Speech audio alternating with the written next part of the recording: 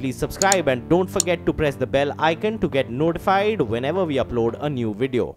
Right, first up, let's take a look at the Asian markets. Remember, yesterday we got a softer lead from the Wall Street. The Dow actually corrected about 400 points from the high point of the day. But Asian markets, they've thrown caution to those winds. And currently, right now, they're trading with a gain. The Nikkei is leading the gains out there with a gain of about 185, 190 points. And that is led by a couple of these financials as well as automakers. No real change seen in the dollar-yen. The other index that is standing out right now is the Korean market. The Korean market is actually outperforming the Asian peers, leading with a gain of about 0.6%. Earlier, it was trading with a gain of 1%, and that was primarily because of one freak trade, I think, on a company called InDF, which was up about 23%. But the other gains are led by Samsung Pharma, which is up 5%. The Straits Times, that is led higher by DBS. Fourth quarter results were pretty strong. And Taiwanese index up about 0.5% as well. The SGX Nifty. Now that indicates a positive start to the Nifty, 60 points in the green. But remember, earlier it was as high as around 150 points. So it's off the high point of the day. Will be very interesting to see that whether we open with a gap up and that gap up sustains, because over yesterday and yesterday in our markets as well as the Wall Street, we saw openings in the green which swiftly reversed into the red. Okay, so that was about the Asian markets, but on Wall Street, the US market finished lower despite climbing earlier in the session, with the S&P 500 recording its largest one-day reversal since February 2016. Now, key indices spared early gains in afternoon trade following a rise in the yield of the 10-year US Treasury note. CNBC's Hampton Pearson gets us a wrap of all that transpired on Wall Street yesterday. There was less volatility compared to the past 3 days, but the major averages ended up in negative territory. Technology companies posted some of the biggest, Apple giving up 2.1%, Facebook losing 2.8%, energy companies also falling, ExxonMobil off about 1.8%, Devon Energy falling more than 4%.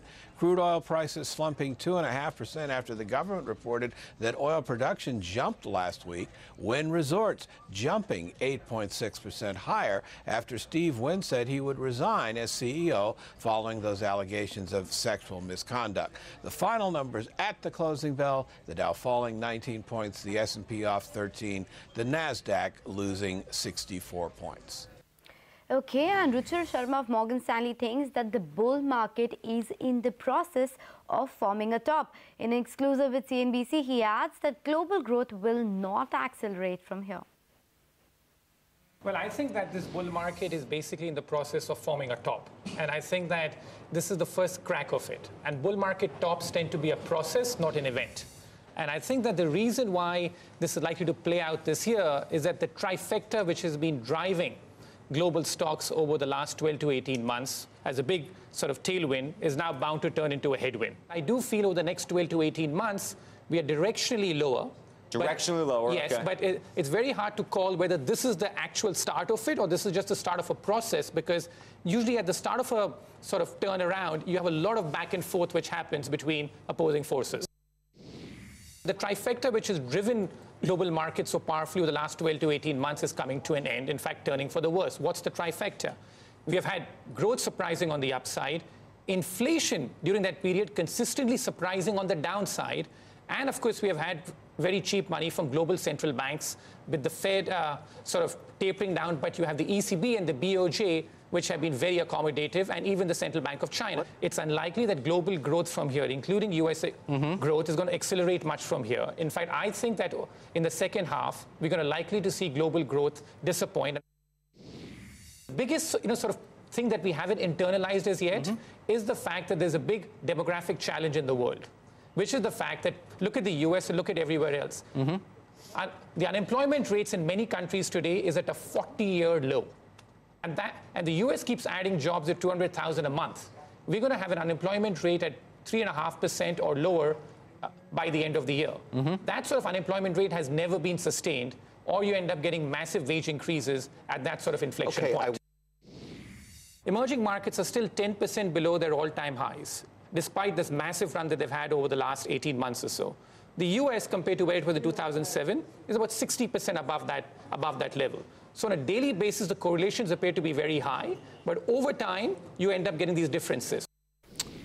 All right, and across the Atlantic in Europe, the major markets ended with solid gains of close to 1.5% to 2% across the three frontline indices. Remember, day before yesterday when the US markets did sell off, the European markets were also in the red. Thereafter, we saw a recovery in the Dow. Unfortunately, the European markets were shut by then. So that was some bit of a catch-up out there.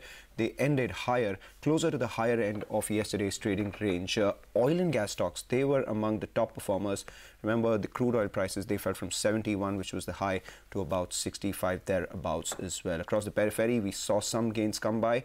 But the interesting trade took place in the emerging markets. The Russian index, that one was up by about 0.8%, while the Brazilian index, that one was down by about 1.3%, and that was because of one stock, Rio Tinto.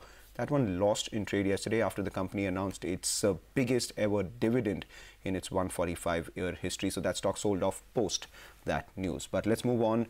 After more than 4 months of negotiations, Chancellor Angela Merkel announced a deal for the new government in Germany. Angela Merkel's Christian Alliance and the Social Democrats, led by Martin Schulz, have agreed on a deal to form a coalition government, taking off some of the uncertainty in the German country and the German politics. Congress, where it will be decided. We made concessions in the distribution of ministries, but we have still kept the important ministries, and of course, over the many years of Wolfgang Schäuble running the finance ministry as an institution, it is difficult for many people that we will no longer need to fill the ministry. Okay, and in the world of commodities, crude oil prices cracked to 1-month low as US government data reveals a jump in crude stockpiles by nearly 1.9 million barrels.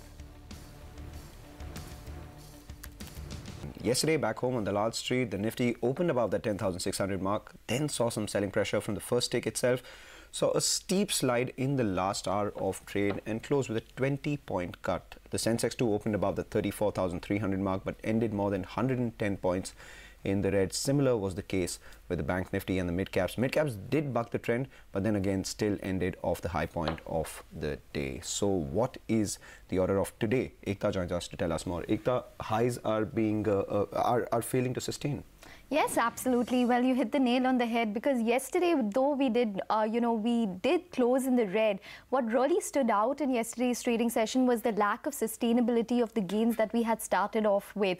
So the Bank Nifty ended down 0.4%, the mid-cap index gained 0.4%, but was off the high point of the day, though there was a positive advance decline ratio. It was basically a weak Asia, a weak Dow futures, as well as the RBI policy commentary, which really weighed on the market by the end of the trading session. The rupee also ended at the lowest level that we've seen since the 14th of December. Plus, we have the FIIs, which are actually selling this market, but the DIIs are buying it this entire week. So the FIIs have net sold over 4,000 odd crores in this week itself. Now, in terms of how we are placed today, the US markets are looking good. The Dow ended higher, so that's positive. We have also Asia, which is actually gaining at this point in time. So Asian markets should come up for you. We have the Nikkei, we have the Kospi, we have the Taiwanese index, which all which are managing to gain at this point in time. And the SGX is higher by around 0.5% as well. I just want to, just correct that we have the US, which ended lower, but nonetheless, we have the Asian markets, which are steady. And the other thing which will work in our favor is definitely what's happening with Brent crude prices, because that ended at around 65, or it's at around $65 per barrel. So that should definitely support us incrementally, especially after coming out of an RBI policy.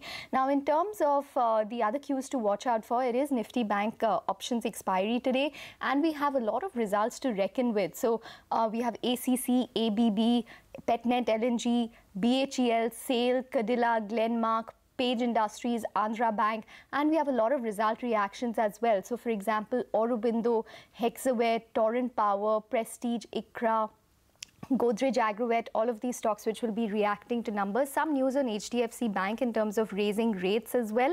And watch for key levels on the Nifty, such as the 50 as well as the 100-day moving average. The levels should come up for you. Okay, so you mentioned about HDFC Bank as well as the other stocks that will be reacting to results. But other than that, what are the stocks that will be in focus today? Well, a lot of result reactions to reckon with. I just want to start with the pharmaceutical space because that came in early in the morning. That is the Taro numbers. And it was a revenue decline because of the kind of competitive pressure that we're seeing in the US. So I don't think that's going to bode well for Sun Pharma. Cognizant, which came out with numbers. So Infosys, TCS, Techem, there will probably be a rub-off on all of those stocks. Watch out for that. Aurobindo came in with a largely in-line set of numbers with margins at 23%. So, and there was a revenue growth which came in this quarter of around 11%. Other result reactions include something like Navneet Education, Monte Carlo, Kalpataru Power, ICRA, First Source, Hexaware, Torrent Power, IRB Infra, all of these stocks which will be reacting to numbers today.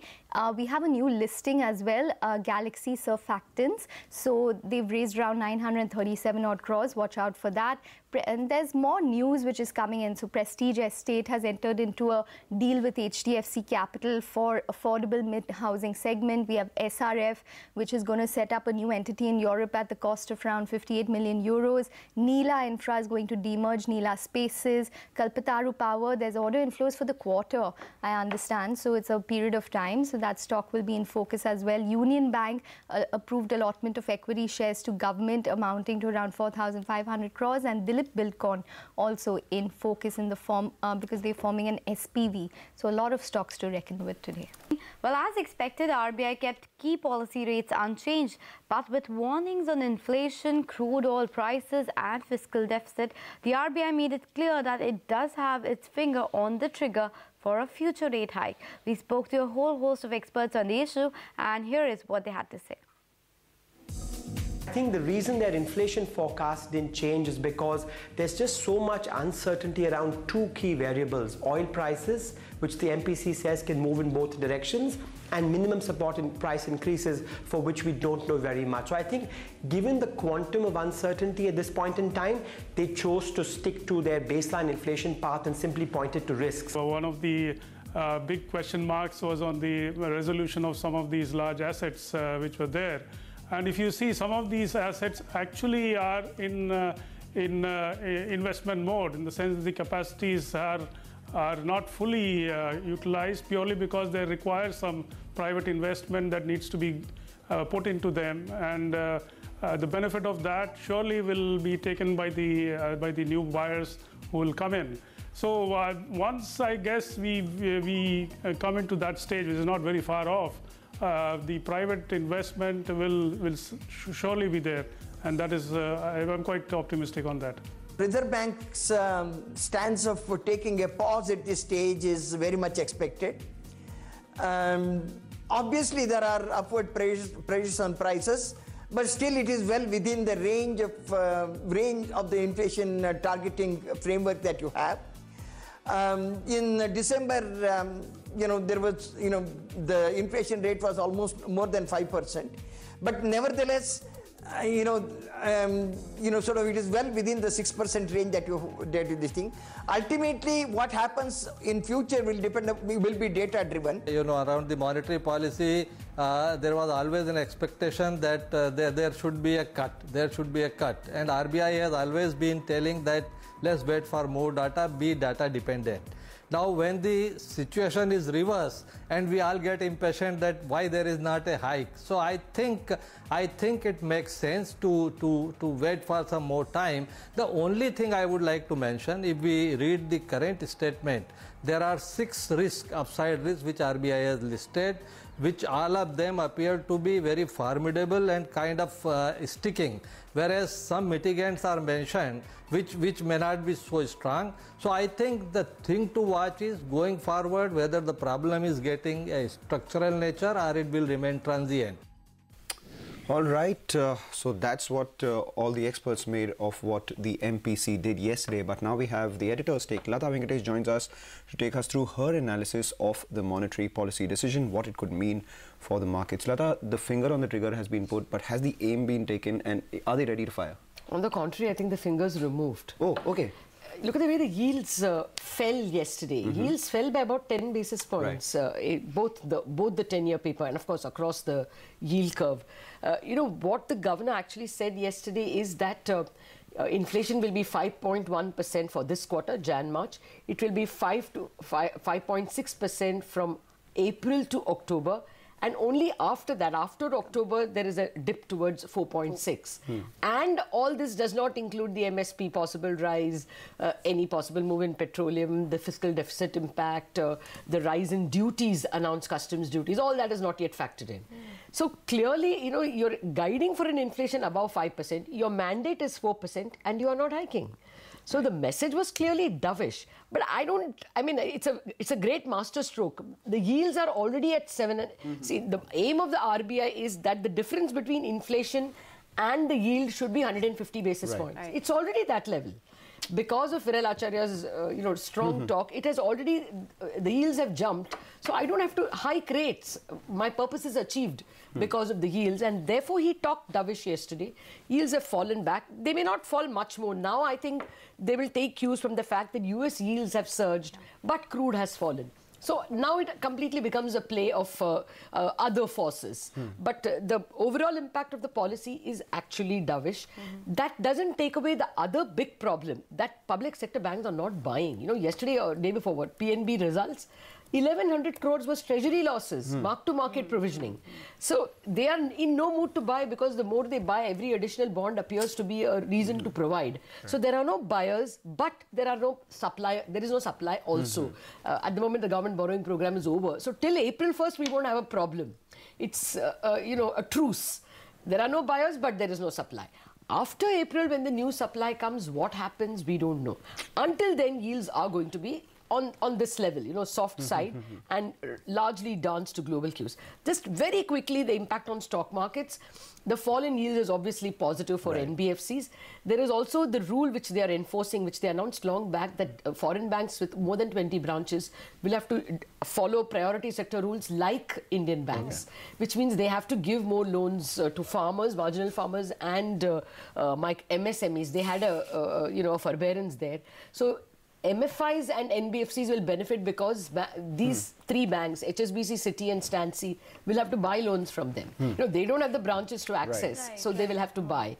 And thirdly, the banks have been told that your base rate, you are not bringing it down every time you bring down the MCLR. Now we will harmonize the two. So they will be forced to bring down base rate, which means they will lose a bit on margins. Today, that would be minorly negative for banks. That's why banks fell actually yesterday in the last 5 minutes or half an hour. Nifty Bank fell because this base rate pressure will be there. Okay, Lata, thank you so much for joining us and making sense of that MPC policy meet yesterday.